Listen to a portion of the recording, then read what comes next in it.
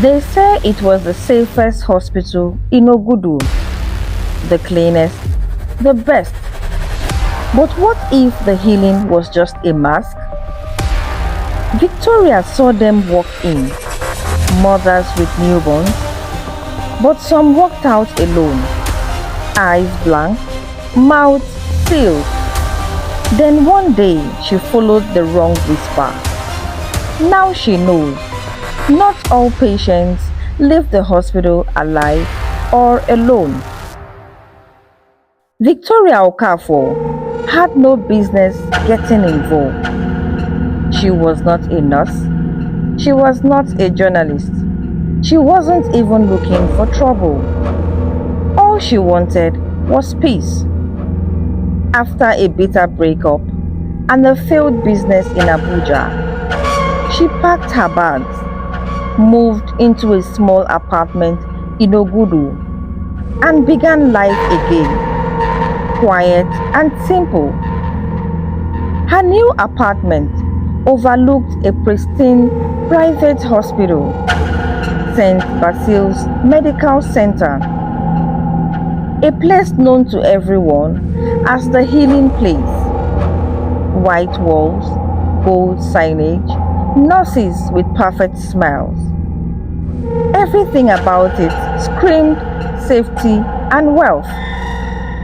But from the very first week, Victoria noticed something strange. Too strange, too clean, too staged. Then it happened. On a breezy Sunday morning, she sat by her window, sipping lukewarm tea, when a woman, young, exhausted, cradling a newborn, was escorted into the hospital by two tall men in black suits. The baby was wrapped in pink. Clearly, she had just delivered. But 5 hours later, the same woman came out. No baby, no tears, just a blank stare. As if someone had reached inside her soul and erased it. Victoria frowned. Her instinct itched. She watched, she waited.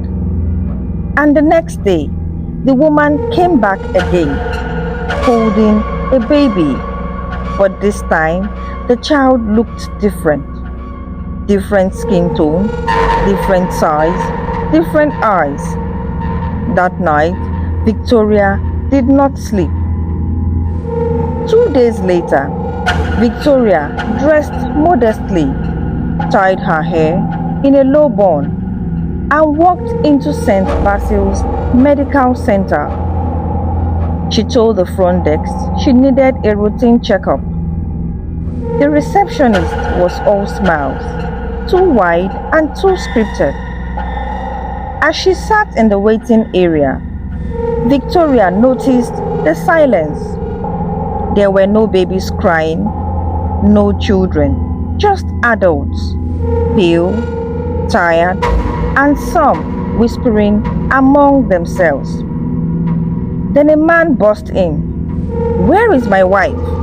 She was brought in for observation 3 days ago. I've checked the wards. I've checked the ICU, even the morgue. No one has seen her. What do you mean transferred?" A nurse tried to calm him down, but security arrived in seconds and escorted him out roughly. The rest of the waiting room fell into fearful silence. Victoria took out her phone, pretending to scroll, but recording everything. And then she saw a young intern, slim, brown-skinned, eyes nervous. The girl was walking quickly past, glancing behind her. Victoria followed her. The intern's name was Daisy. They spoke behind the generator house that evening. Victoria offered her gala and lacasera drink. Adaise's hands trembled. "Sister, please don't ask too much. Just know, not everyone who checks in here checks out. And some nurses who speak up, they go missing, like Nurse BC. She found strange blood flies in the maternity ward. The next day, she was gone. No resignation, no goodbye. She left her phone, even her uniform. Victoria gasped. Adaeze handed her a black flash drive. Everything I've saved is here. Patient record, videos, security footage. And with that, Adaeze ran off into the night. Victoria did not see her again.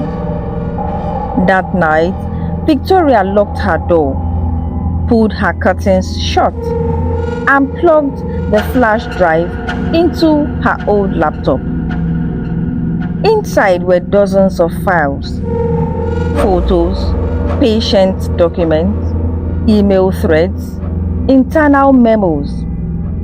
But one folder made her heart stop breathing. It was tagged Harvest. Inside were patients' names, crossed out, their blood types, mysterious notes. Some read Subject 14, blood type AB, twins extracted, mother expired. Another file read Subject 19, blood type O, delivery induced, child rejected, terminated. There were photos too, operating rooms with strange symbols on the walls. Doctors in white coats, but their faces were blurred or turned away. And then she saw a file labeled Subject 5, potential donor, rare lineage, with her birthday, her blood type, her name, Victoria Okafor. The next day, she called her cousin Ikenna, a document forger in Surulere. By the weekend, Victoria had a fake nursing assistant ID card and a reference letter. She was going into St. Basil as one of them. On her first night shift, she was assigned to the maternity ward. She walked past rooms where mothers groaned in pain. But something was off. No babies cried. No family members visited. And the nurses, their faces looked too empty, like shadows of themselves. Then she met Dr. Duru. He was tall, clean-shaven, and calm. His handshake was cold, his voice low. "You are the new assistant. You'll be working under me and you are welcome." He smiled, but his eyes did not. On the fourth night, Victoria heard something odd. A soft chant, like Latin, mixed with Igbo. She followed the sound down the hallway. She passed the surgical theater to the back corridor marked Restricted, Staff Only. There was a narrow stairwell. She followed it down, floor by floor. The last door was metallic, no sign, just a serpent carved on it. She peeked through a crack. Her breath froze. A pregnant woman lay strapped on a marble slab. Around her were 7 figures, cloaked in black robes. One of them held a glowing scalpel, shaped like a snake. On the wall, behind them glowed a sigil, red and pulsing. One figure stepped forward, lifted the scalpel. The woman began to scream, and then Victoria's foot slipped. A metal tray fell beside her. The cloaked figures turned. One removed his hood, It was the chief medical director. Victoria ran. She did not stop until she reached the staff dormitory. Her ID card was missing. Her locker emptied. At midnight, her phone buzzed. She received a text message, no name. The text message read, "We know you. Leave now or you'll be the next." Would you go back if your name appeared on a harvest list? Would you enter a hospital that never lets you live whole? Hit that subscribe button now. Drop your comments. Would you expose the truth or run for your life? Share this story now. Let's dive back into the story. Victoria fled to her apartment. She checked her door. It was locked. But on her table was a photo, one she never took. A picture of herself sleeping, and beside it a note. "You belong to us now, subject 5. That night, she did not sleep because just before dawn, a baby began to cry. But it wasn't inside her flat. It was right outside her window. Here are some real-life lessons woven into the part 1 of this story. Lesson number 1. Evil can wear a white coat. Even the safest places can hide the darkest secrets. Lesson number 2. Silence is complicity. When no one speaks up, evil thrives. Lesson number 3. Trust your instincts. That feelings in your gut might be your only warning.